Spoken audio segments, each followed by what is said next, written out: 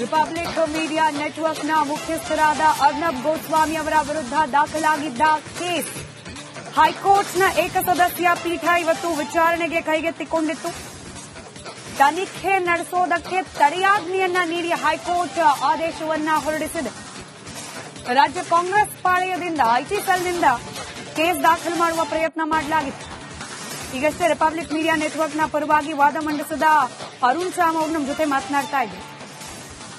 ಹಾಕಿದ್ದ ಕೇಸನ್ನ ನಂತರದಲ್ಲಿ ತಿರುಚೋ ಪ್ರಯತ್ನ ಕೂಡ ಮಾಡಲಾಗಿತ್ತು. ಇನ್ಫ್ಯಾಕ್ಟ್ ಮೊದಲಿಗೆ ಬಿಎನ್ಎಸ್ ಸೆಕ್ಷನ್ 192, 352 ಅನ್ವಯ ಕೇಸನ್ನ ಹಾಕಲಾಗಿತ್ತು. ಆದರೆ ನಂತರದಲ್ಲಿ ಅದನ್ನ ತಿರುಚಿ ಸೆಕ್ಷನ್ 353 ಅಡಿಯಲ್ಲಿ ಜಾಮೀನು ರಹಿತವಾದ ಅಪರಾಧ ಅಂತ ಇದನ್ನ ಪರಿಗಣಿಸುವ ಪ್ರಯತ್ನವನ್ನ ಮಾಡಲಾಗಿತ್ತು. ಇದು ಸಂಪೂರ್ಣವಾಗಿ ರಾಜಕೀಯ ಟಾರ್ಗೆಟ್ ಮಾಡುವ ರೀತಿಯಲ್ಲಿ ಕಂಡುಬಂತು. ಇದೇ ವಿಚಾರವನ್ನ ನ್ಯಾಯಪೀಠದ ಗಮನಕ್ಕೂ ತಂದ್ವಿ. ಅದಾದ ನಂತರದಲ್ಲಿ ನ್ಯಾಯಪೀಠ ಈ ಒಂದು ತೀರ್ಮಾನವನ್ನ ನೀಡಿದೆ ಅಂತ ಹೇಳಿ ರಿಪಬ್ಲಿಕ್ ಕನ್ನಡದ ಜೊತೆಯಲ್ಲಿ ಮಾಹಿತಿಯನ್ನು ಹಂಚಿಕೊಳ್ತಾ ಇತ್ತು. ಹೆಚ್ಚು ಅಂದ್ರೆ ಮಾನಹಾನಿಕಾರ ಅಂತ ಹೇಳಿ ಕೇಸನ್ನ ದಾಖಲು ಮಾಡುವ ಒಂದು ಪ್ರಕರಣ ಇತ್ತು. ಆದ್ರೆ ಜಾಮೀನು ರಹಿತ ಅಪರಾಧ ಅಂತ ಹೇಳಿ ಇದನ್ನ ತಿರುಚುವ ಪ್ರಯತ್ನವನ್ನ ಕಾಂಗ್ರೆಸ್ ಪಾಳೆಯ ಮಾಡಿತ್ತು. ಇದನ್ನ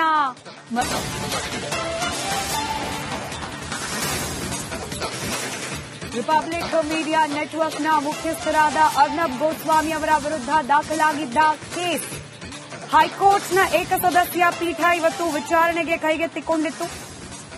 ತನಿಖೆ ನಡೆಸೋದಕ್ಕೆ ತಡೆಯಾಜ್ಞೆಯನ್ನ ನೀಡಿ ಹೈಕೋರ್ಟ್ ಆದೇಶವನ್ನ ಹೊರಡಿಸಿದೆ. ರಾಜ್ಯ ಕಾಂಗ್ರೆಸ್ ಪಾಳೆಯದಿಂದ ಐಟಿ ಸೆಲ್ನಿಂದ ಕೇಸ್ ದಾಖಲು ಮಾಡುವ ಪ್ರಯತ್ನ ಮಾಡಲಾಗಿತ್ತು.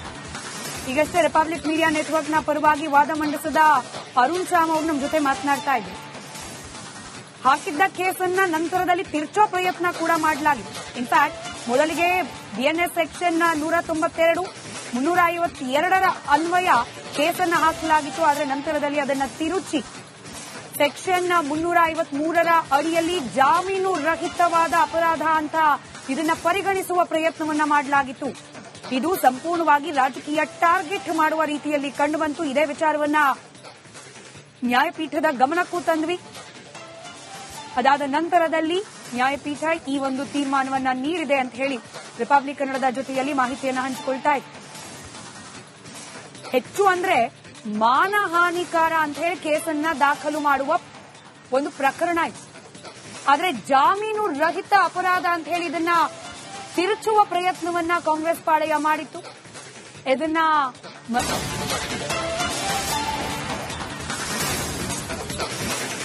ರಿಪಬ್ಲಿಕ್ ಮೀಡಿಯಾ ನೆಟ್ವರ್ಕ್ನ ಮುಖ್ಯಸ್ಥರಾದ ಅರ್ನಬ್ ಗೋಸ್ವಾಮಿ ಅವರ ವಿರುದ್ಧ ದಾಖಲಾಗಿದ್ದ ಕೇಸ್ ಹೈಕೋರ್ಟ್ನ ಏಕಸದಸ್ಯ ಪೀಠ ಇವತ್ತು ವಿಚಾರಣೆಗೆ ಕೈಗೆತ್ತಿಕೊಂಡಿತ್ತು.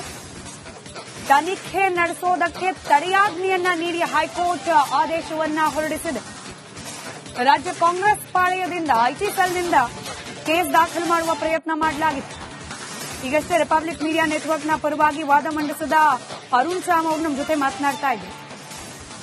ಹಾಕಿದ್ದ ಕೇಸನ್ನ ನಂತರದಲ್ಲಿ ತಿರುಚೋ ಪ್ರಯತ್ನ ಕೂಡ ಮಾಡಲಾಗಿತ್ತು. ಇನ್ಫ್ಯಾಕ್ಟ್ ಮೊದಲಿಗೆ ಬಿಎನ್ಎಸ್ ಸೆಕ್ಷನ್ 192, 352 ಅನ್ವಯ ಕೇಸನ್ನ ಹಾಕಲಾಗಿತ್ತು. ಆದರೆ ನಂತರದಲ್ಲಿ ಅದನ್ನ ತಿರುಚಿ ಸೆಕ್ಷನ್ 353 ಅಡಿಯಲ್ಲಿ ಜಾಮೀನು ರಹಿತವಾದ ಅಪರಾಧ ಅಂತ ಇದನ್ನ ಪರಿಗಣಿಸುವ ಪ್ರಯತ್ನವನ್ನ ಮಾಡಲಾಗಿತ್ತು.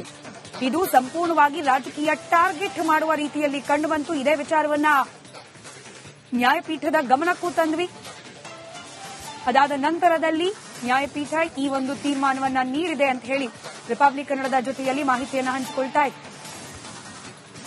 ಹೆಚ್ಚು ಅಂದ್ರೆ ಮಾನಹಾನಿಕಾರ ಅಂತ ಹೇಳಿ ಕೇಸನ್ನ ದಾಖಲು ಮಾಡುವ ಒಂದು ಪ್ರಕರಣ ಇತ್ತು.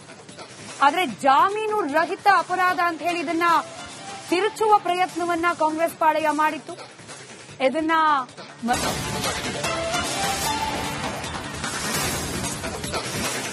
ರಿಪಬ್ಲಿಕ್ ಮೀಡಿಯಾ ನೆಟ್ವರ್ಕ್ನ ಮುಖ್ಯಸ್ಥರಾದ ಅರ್ನಬ್ ಗೋಸ್ವಾಮಿ ಅವರ ವಿರುದ್ಧ ದಾಖಲಾಗಿದ್ದ ಕೇಸ್ ಹೈಕೋರ್ಟ್ನ ಏಕಸದಸ್ಯ ಪೀಠ ಇವತ್ತು ವಿಚಾರಣೆಗೆ ಕೈಗೆತ್ತಿಕೊಂಡಿತ್ತು.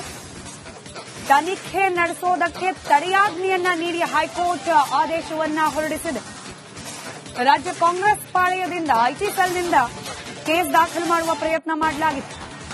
ಈಗಷ್ಟೇ ರಿಪಬ್ಲಿಕ್ ಮೀಡಿಯಾ ನೆಟ್ವರ್ಕ್ನ ಪರವಾಗಿ ವಾದ ಮಂಡಿಸಿದ ಅರುಣ್ ಶಾಮ್ ಅವರು ನಮ್ಮ ಜೊತೆ ಮಾತನಾಡ್ತಾ ಇದ್ರು. ಹಾಕಿದ್ದ ಕೇಸನ್ನ ನಂತರದಲ್ಲಿ ತಿರುಚೋ ಪ್ರಯತ್ನ ಕೂಡ ಮಾಡಲಾಗಿದೆ. ಇನ್ಫ್ಯಾಕ್ಟ್ ಮೊದಲಿಗೆ ಬಿಎನ್ಎಸ್ ಸೆಕ್ಷನ್ 192, 352 ಅನ್ವಯ ಕೇಸನ್ನ ಹಾಕಲಾಗಿತ್ತು. ಆದರೆ ನಂತರದಲ್ಲಿ ಅದನ್ನ ತಿರುಚಿ ಸೆಕ್ಷನ್ 353 ಅಡಿಯಲ್ಲಿ ಜಾಮೀನು ರಹಿತವಾದ ಅಪರಾಧ ಅಂತ ಇದನ್ನ ಪರಿಗಣಿಸುವ ಪ್ರಯತ್ನವನ್ನ ಮಾಡಲಾಗಿತ್ತು. ಇದು ಸಂಪೂರ್ಣವಾಗಿ ರಾಜಕೀಯ ಟಾರ್ಗೆಟ್ ಮಾಡುವ ರೀತಿಯಲ್ಲಿ ಕಂಡುಬಂತು. ಇದೇ ವಿಚಾರವನ್ನ ನ್ಯಾಯಪೀಠದ ಗಮನಕ್ಕೂ ತಂದ್ವಿ.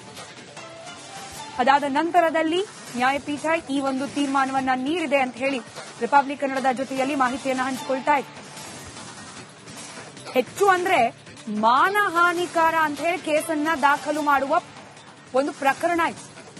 ಆದ್ರೆ ಜಾಮೀನು ರಹಿತ ಅಪರಾಧ ಅಂತ ಹೇಳಿ ಇದನ್ನ ತಿರುಚುವ ಪ್ರಯತ್ನವನ್ನ ಕಾಂಗ್ರೆಸ್ ಪಾಳೆಯ ಮಾಡಿತ್ತು. ಇದನ್ನ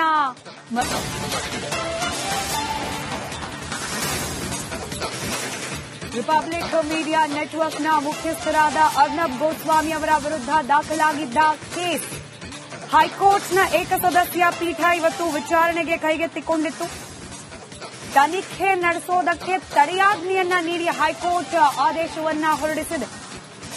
ರಾಜ್ಯ ಕಾಂಗ್ರೆಸ್ ಪಾಳೆಯದಿಂದ ಐಟಿ ಸೆಲ್ನಿಂದ ಕೇಸ್ ದಾಖಲು ಮಾಡುವ ಪ್ರಯತ್ನ ಮಾಡಲಾಗಿತ್ತು. ಈಗಷ್ಟೇ ರಿಪಬ್ಲಿಕ್ ಮೀಡಿಯಾ ನೆಟ್ವರ್ಕ್ನ ಪರವಾಗಿ ವಾದ ಮಂಡಿಸಿದ ಅರುಣ್ ಶಾಮ್ ಅವರು ನಮ್ಮ ಜೊತೆ ಮಾತನಾಡ್ತಾ ಇದ್ರು. ಹಾಕಿದ್ದ ಕೇಸನ್ನ ನಂತರದಲ್ಲಿ ತಿರುಚೋ ಪ್ರಯತ್ನ ಕೂಡ ಮಾಡಲಾಗಿತ್ತು. ಇನ್ಫ್ಯಾಕ್ಟ್ ಮೊದಲಿಗೆ ಬಿಎನ್ಎಸ್ ಸೆಕ್ಷನ್ 192, 352 ಅನ್ವಯ ಕೇಸನ್ನ ಹಾಕಲಾಗಿತ್ತು. ಆದರೆ ನಂತರದಲ್ಲಿ ಅದನ್ನ ತಿರುಚಿ ಸೆಕ್ಷನ್ 353 ಅಡಿಯಲ್ಲಿ ಜಾಮೀನು ರಹಿತವಾದ ಅಪರಾಧ ಅಂತ ಇದನ್ನ ಪರಿಗಣಿಸುವ ಪ್ರಯತ್ನವನ್ನ ಮಾಡಲಾಗಿತ್ತು.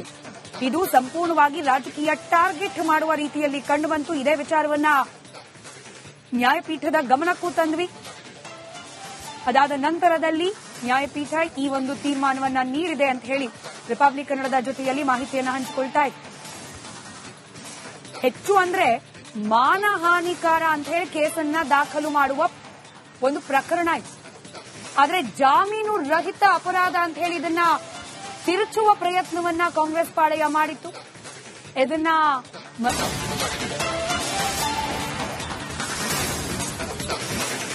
ರಿಪಬ್ಲಿಕ್ ಮೀಡಿಯಾ ನೆಟ್ವರ್ಕ್ನ ಮುಖ್ಯಸ್ಥರಾದ ಅರ್ನಬ್ ಗೋಸ್ವಾಮಿ ಅವರ ವಿರುದ್ಧ ದಾಖಲಾಗಿದ್ದ ಕೇಸ್ ಹೈಕೋರ್ಟ್ನ ಏಕಸದಸ್ಯ ಪೀಠ ಇವತ್ತು ವಿಚಾರಣೆಗೆ ಕೈಗೆತ್ತಿಕೊಂಡಿತ್ತು. ತನಿಖೆ ನಡೆಸೋದಕ್ಕೆ ತಡೆಯಾಜ್ಞೆಯನ್ನ ನೀಡಿ ಹೈಕೋರ್ಟ್ ಆದೇಶವನ್ನ ಹೊರಡಿಸಿದೆ. ರಾಜ್ಯ ಕಾಂಗ್ರೆಸ್ ಪಾಳೆಯದಿಂದ ಐಟಿ ಸೆಲ್ನಿಂದ ಕೇಸ್ ದಾಖಲು ಮಾಡುವ ಪ್ರಯತ್ನ ಮಾಡಲಾಗಿತ್ತು. ಈಗಷ್ಟೇ ರಿಪಬ್ಲಿಕ್ ಮೀಡಿಯಾ ನೆಟ್ವರ್ಕ್ನ ಪರವಾಗಿ ವಾದ ಮಂಡಿಸಿದ ಅರುಣ್ ಶಾಮ್ ಅವರು ನಮ್ಮ ಜೊತೆ ಮಾತನಾಡ್ತಾ ಇದ್ರು. ಹಾಕಿದ್ದ ಕೇಸನ್ನ ನಂತರದಲ್ಲಿ ತಿರುಚೋ ಪ್ರಯತ್ನ ಕೂಡ ಮಾಡಲಾಗಿತ್ತು. ಇನ್ಫ್ಯಾಕ್ಟ್ ಮೊದಲಿಗೆ ಬಿಎನ್ಎಸ್ ಸೆಕ್ಷನ್ 192, 352 ಅನ್ವಯ ಕೇಸನ್ನ ಹಾಕಲಾಗಿತ್ತು. ಆದರೆ ನಂತರದಲ್ಲಿ ಅದನ್ನ ತಿರುಚಿ ಸೆಕ್ಷನ್ 353 ಅಡಿಯಲ್ಲಿ ಜಾಮೀನು ರಹಿತವಾದ ಅಪರಾಧ ಅಂತ ಇದನ್ನ ಪರಿಗಣಿಸುವ ಪ್ರಯತ್ನವನ್ನ ಮಾಡಲಾಗಿತ್ತು. ಇದು ಸಂಪೂರ್ಣವಾಗಿ ರಾಜಕೀಯ ಟಾರ್ಗೆಟ್ ಮಾಡುವ ರೀತಿಯಲ್ಲಿ ಕಂಡುಬಂತು. ಇದೇ ವಿಚಾರವನ್ನ ನ್ಯಾಯಪೀಠದ ಗಮನಕ್ಕೂ ತಂದ್ವಿ. ಅದಾದ ನಂತರದಲ್ಲಿ ನ್ಯಾಯಪೀಠ ಈ ಒಂದು ತೀರ್ಮಾನವನ್ನ ನೀಡಿದೆ ಅಂತ ಹೇಳಿ ರಿಪಬ್ಲಿಕ್ ಕನ್ನಡದ ಜೊತೆಯಲ್ಲಿ ಮಾಹಿತಿಯನ್ನು ಹಂಚಿಕೊಳ್ತಾ ಇದೆ. ಹೆಚ್ಚು ಅಂದ್ರೆ ಮಾನಹಾನಿಕಾರ ಅಂತ ಹೇಳಿ ಕೇಸನ್ನ ದಾಖಲು ಮಾಡುವ ಒಂದು ಪ್ರಕರಣ ಇದೆ. ಆದ್ರೆ ಜಾಮೀನು ರಹಿತ ಅಪರಾಧ ಅಂತ ಹೇಳಿ ಇದನ್ನ